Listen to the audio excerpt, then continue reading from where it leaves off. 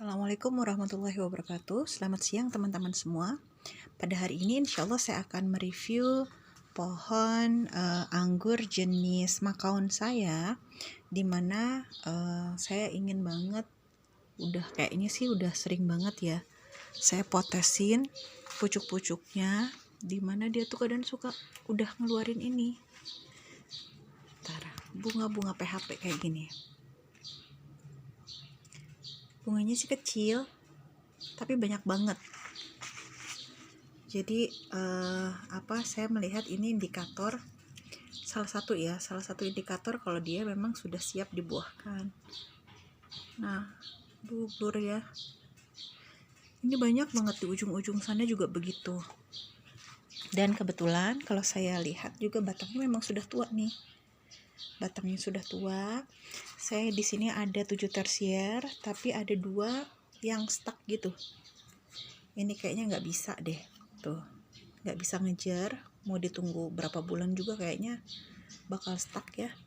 Dan di sini saya kemarin karena dia bercabang, saya jadikan bank entres untuk pohon Natali, untuk anggur Natali. Dan kebetulan alhamdulillah ternyata dia vigor, tapi tetap ya kayaknya nggak bisa ngikutin karena memang saya rencananya bulan depan mau saya buahkan. Sudah mau masuk tahap pembuahan. Nih di sini kita bisa lihat ya, ujungnya itu tuh ada bunganya kecil-kecil gini. Padahal sering loh saya potes, tapi berbunga lagi. Nah, yang menariknya di sini kawan-kawan, saya ingin banget mencoba hal baru bagi saya. Sebenarnya metode ini sudah lama ya. Ini metode SPAP-nya Om Thomas atau ownernya Thomas Grape. Saya ini baru banget tahu, sebenarnya udah beberapa bulan yang lalu ya tahu. Hanya maju mundur karena memang saya harus pelajari dulu kan gimana sih sebenarnya metodenya gitu. Karena kalau yang udah itu ya seperti ini gitu ya. Ini sih metode konvensional nih yang berbunga di saya dan yang sudah berbuah di rumah ini. Ini metode yang fase generatif, fase vegetatif, dan pas masuk fase generatif itu pemupukan 4 kali. Yang pakai MKP, KNO3 boron, KNO3 putih dan juga boron. Nah, sekarang saya ingin coba yang metode baru karena kebetulan saya juga memiliki beberapa pohon gitu, jadi bisa saling diuji cobakan. Hanya saja teman-teman, saya tidak sedang ingin berbicara tentang perbedaan ya, karena semua ya teman-teman yang sudah lebih dulu ya, yang senior sudah membuahkan itu pasti berbeda, pasti punya racikan sendiri.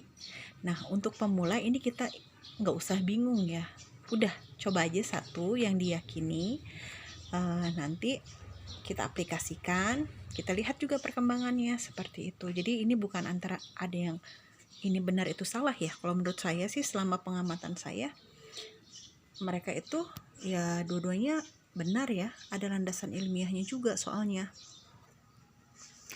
Nah, ada landasan ilmiahnya juga, mereka sampai bisa menerangkan gitu. Karena kan kondisi tiap daerah beda, kondisi media tanam yang dipakai beda gitu. Nah, jadi untuk pemula kita nggak usah bingung, ambil aja satu yang yakin, karena memang ketika kita mau beraksi itu kita butuh sesuatu yang memang meyakinkan ya, yang logik bagi diri kita. Nah, kayak gitu ya teman-teman. Karena kalau menurut saya sih sunatullah ya, yang namanya perbedaan itu nggak bisa dihindari. Nah, tapi berbeda itu kan bukan saling membenci ya. Jadi nanti kalau ada kolom komentar, silahkan kita kita membahasnya tentang metode ini gitu. Kenapa sih saya pilih metode SPAP ini? Karena menarik teman-teman. Saya tuh kan selama ini konvensional ya, yang saya anggap itu rumus sejuta umat ya. Setiap yang saya klik di YouTuber maupun teman-teman yang saya temui itu rata-rata pakai rumus yang itu tadi, di fase generatif dan vegetatif itu tadi, dan kalau membuahkan pakai 4 kali. Nah, di SPAP ini kalau saya lihat dia ini sebenarnya kepanjangan ya, kepanjangan atau singkatan lebih tepatnya, dimana S-nya itu adalah stres air, P-nya itu adalah pemupukan, A-nya itu adalah air jenuh, P-nya itu adalah pangkas. Nah, ini adalah salah satu metode yang sangat populer maksudnya yang dipopulerkan oleh Om Thomas ya, Thomas Setiawan, ownernya Thomas Grab, biar memudahkan kita aja. Jadi akhirnya ketika kita sebut nama Om Thomas itu berarti dialah ini nih ciri khasnya SPAP itu, gitu ya. Kenapa saya pilih ya, karena itu ternyata kok kayaknya pemakaian pupuknya lebih hemat ya gitu kan. Karena kalau untuk pohon 1 atau 2 mungkin nggak terlalu berasa ya beli pupuk MKP, tapi kalau misalnya pohonnya udah puluhan, udah 20 lebih, itu terasa gitu kalau pemberian MKP lumayan mahal. Nah, walaupun sebenarnya bisa di switch sih menurut beliau pakai SP36 saja, atau misalnya pupuk-pupuk yang fosfat yang murah gitu. Nah, tapi karena yang di sini tetap pakai MKP gitu ya, tapi dosisnya juga kecil, makanya saya ingin coba. Nah, jadi gini teman-teman, kita bahas ya. Pertama, misal nih saya ingin membuahkan, bila tersiernya sudah tua ya, seperti kita tadi ya, seperti sedotan atau pensil, dan sudah berwarna coklat, maka itu adalah salah satu indikasi bahwa dia sudah mencukupi syarat tuh untuk bisa dibuahkan. Nah, yang pertama kita harus siram jenuh media. Nanti saya rencananya ini mau di awal Oktober nanti saya mau coba disiram jenuh dulu. Pokoknya siram jenuh tuh gimana sih? Siram jenuh tuh ya sampai keluar aja, sampai ngucur. Bahkan kalau saya nih ya, kelihatan di sini nggak tertampung ya airnya ya. Jadi tuh digoyang-goyang gini airnya masih ada. Ya berarti ya itulah. Tadi saya sih coba 4 liter, 4 gayung ya. 4 gayung itu cukup sampai dia jenuh. Ini pot paling 50. Pot 50 liter. Ya nanti disesuaikan lagi, kalau potnya yang 100 liter paling 6 sampai 8. Nah, setelah disiram jenuh, apalagi?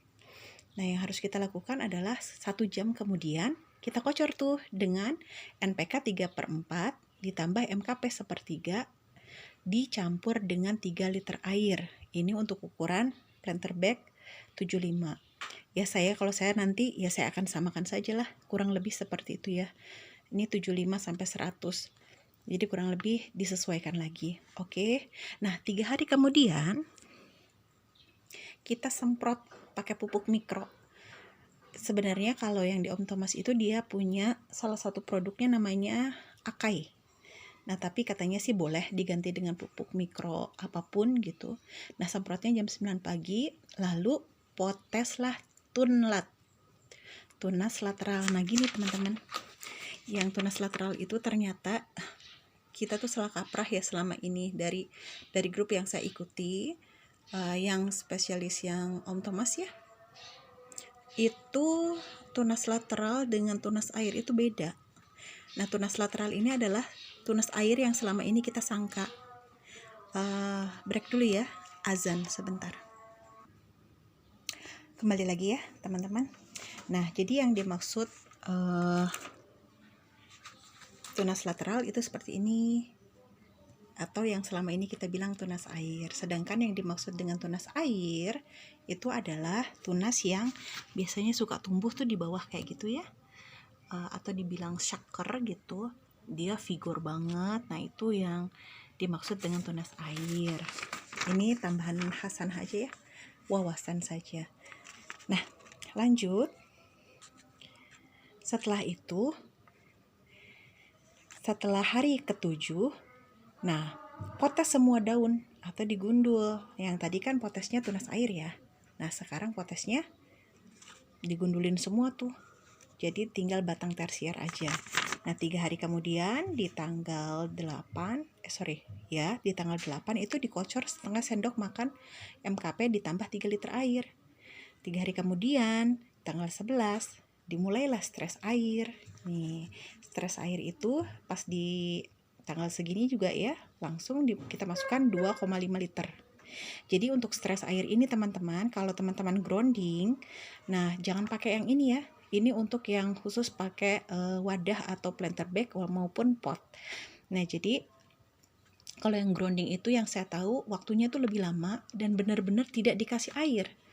Nah kurang lebih 2 minggu sampai 1 bulan untuk stres air yang grounding. Tapi kalau yang untuk tabu lampot ataupun planter bag ini, dia cuma berapa kali. Nah, kita lihat di sini ya, cuma 5 kali pemberian aja. Jadi bukan benar-benar tidak sama sekali kena air, tapi diberikan air sedikit-sedikit, setiap harinya tuh makin sedikit gitu, sehingga sampai timbul tanda-tanda bahwa pohon kita stres. Misal daunnya menguning gitu ya, atau misalnya si sulurnya itu kering atau daunnya stuck. Nah yang kayak gitu-gitu teman-teman.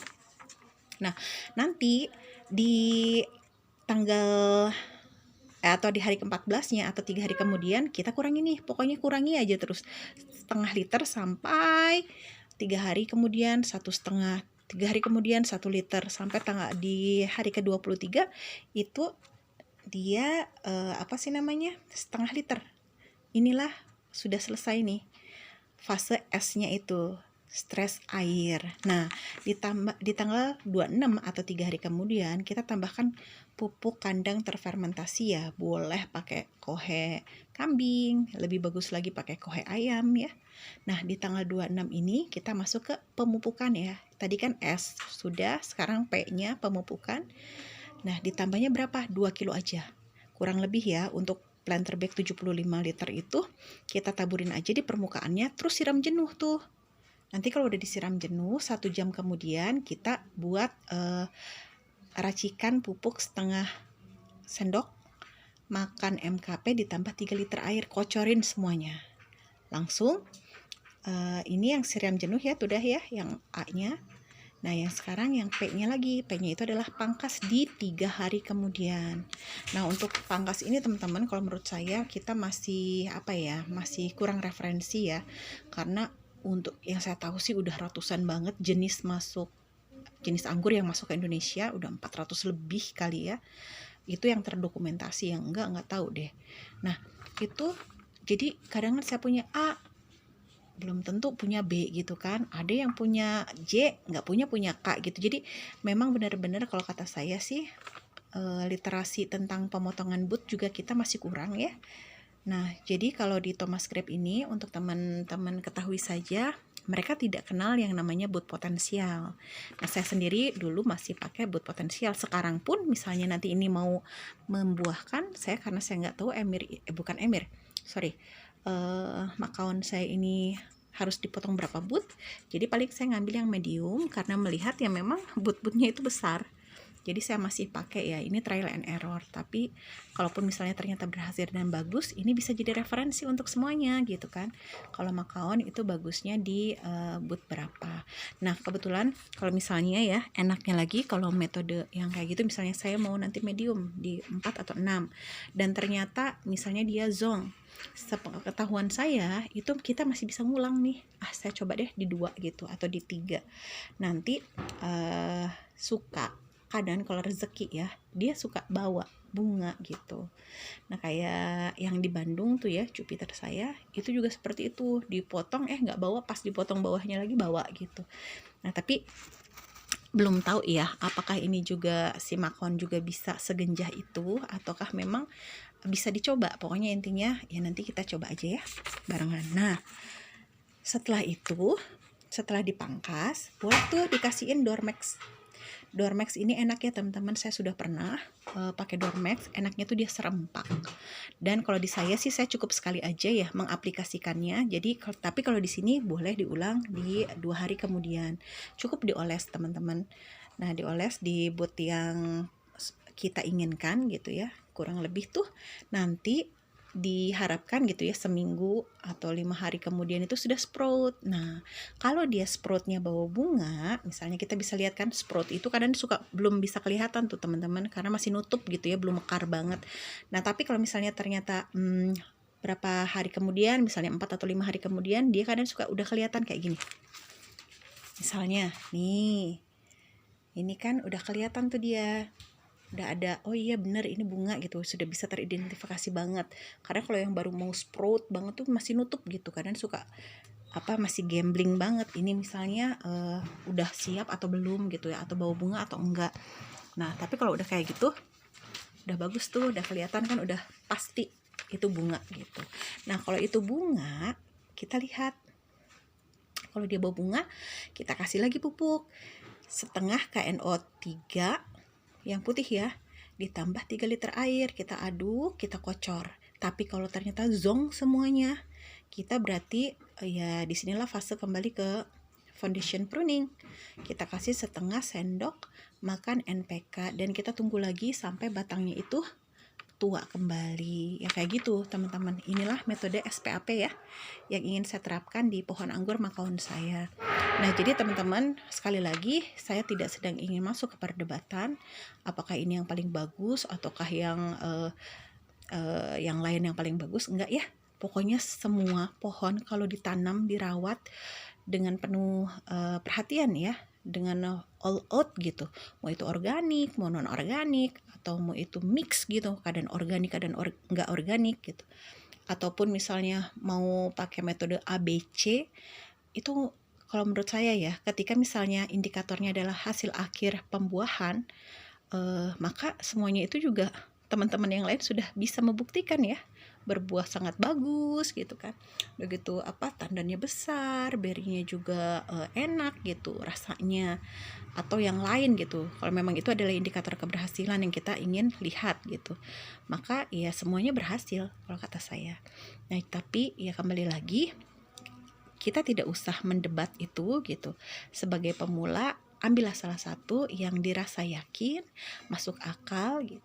Karena ya kita ingin menerapkan itu gitu kan. Ya nggak apa-apa, itu kan pohon kita sendiri gitu. Mungkin akan beda pertimbangannya ketika misal kita inginnya di perkebunan gitu ya, atau ingin dijadikan bisnis yang memang kita berharap banget buahnya optimal, ya mungkin harus lebih selektif lagi ya memilih metode. Tapi kalau misalnya sekadar hobi dan segala macam, nggak apa-apa sih kalau kata saya ya, toh kita yang mengkonsumsi gitu kan, paling hanya untuk keluarga, tetangga, teman kayak gitu. Dan metode apapun yang dipilih, insya Allah juga sudah banyak yang membuktikan. Jadi silahkan kembali kepada teman-teman, mau organik, non organik, mau di mix, mau metode A, B, atau C, itu pilihan saya kembalikan kepada teman-teman. Nah kebetulan saya ingin sharing aja, ada satu metode yang belum saya coba, sebenarnya banyak ya, ada SPAP ini, nanti insya Allah saya akan saya akan terapkan di pohon makaon saya. Saya juga ingin tuh Halloween yang itu, saya ingin banget dia organik, saya ingin banget nyoba gitu, organik tuh kayak gimana sih gitu kan. Nah tapi ya saya harus punya ilmu dulu baru bisa diterapkan. Nanti kalau sudah diterapkan hasilnya bagus, bisa kita share gitu, atau selama proses kita upload bareng-bareng gitu, kita amati bersama. Ya paling itu aja ya teman-teman. Selamat siang semuanya, salam pengangguran dari Bukit Jasmine. Wassalamualaikum warahmatullahi wabarakatuh.